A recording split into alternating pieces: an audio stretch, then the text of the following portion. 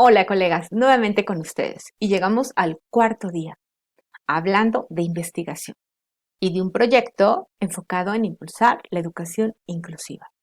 Llegamos a otro de los componentes de un proyecto también relevante, el marco teórico. El marco teórico me permite profundizar, fundamentar, argumentar, reorientar y de hecho el marco teórico es la base para el diseño de los instrumentos, de los que ya estaremos hablando. Pongamos un ejemplo. En nuestro proyecto, en el ejemplo que les estoy compartiendo, de promover la educación inclusiva en una escuela, en una zona escolar, realmente, ¿cuál es la teoría que requiero para desarrollar este proyecto? ¿Qué requiero saber? Aquí es importante también definir mi enfoque. No tanto porque yo desde el principio en que desarrollo mi marco teórico diga es constructivista o es una mirada de Vygotsky o de X autores. Definitivamente tiene que ver con mi mirada, con cómo percibo yo la educación inclusiva. Y cuando yo inicio la búsqueda de información, cuando diríamos estoy encontrando, más que la búsqueda sería ir encontrando la información que considero relevante y fundamental para el desarrollo de mi proyecto, ahí se va a reflejar cuál es mi perspectiva de la educación y de hecho de la educación inclusiva. Por ejemplo, yo les hablo muchísimo de mediación.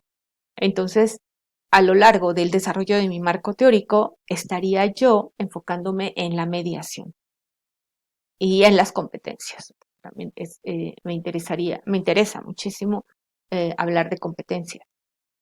Entonces yo haría como que esta combinación y estaría recuperando desde esta perspectiva de las competencias, educación de las competencias y del profesor mediador, toda la información que yo recabe sobre educación inclusiva. Entonces, miren, les voy a poner un ejemplo. El marco teórico, al ser la base para el diseño de instrumentos, es conveniente ir identificando qué conceptos son fundamentales, son los conceptos claves, y cómo cada uno de estos conceptos tiene diferentes componentes. Y les pongo un ejemplo. Bueno, un ejemplo fuera de este proyecto, que ahorita les hablaba de competencia. Yo algún tiempo que estuve trabajando en el área de investigación de la N, muchos de ustedes seguramente les tocó, que yo estuve en el área de investigación de la norma de especialización, trabajábamos con evaluación de las competencias docentes. Entonces, el concepto es competencias docentes y lo que nosotros manejamos como elementos, como componentes, eran las diferentes competencias. Competencia de planeación, en aquel entonces hablábamos de competencia didáctica, competencia de evaluación, competencia comunicativa. Ahora, en el ejemplo que les estoy compartiendo, yo diría, bien, yo de inicio investigaría de manera teórica lo referente a la educación inclusiva. ¿Cuáles serían sus componentes? Las fases, el trayecto que ha tenido la educación inclusiva, considero que es de suma importancia. La normativa, las experiencias también son muy, muy importantes. La comunicación es otro concepto que para mí es muy importante. Fíjense, yo no lo manejaría como un componente de la educación inclusiva, sino otro concepto básico, fundamental. Y sus componentes de inicio, solamente de inicio, puedo manejar comprensión y expresión. Y por supuesto, si estoy hablando de la mentalidad, de la percepción de la educación inclusiva, yo tendría otro concepto importante que son las creencias.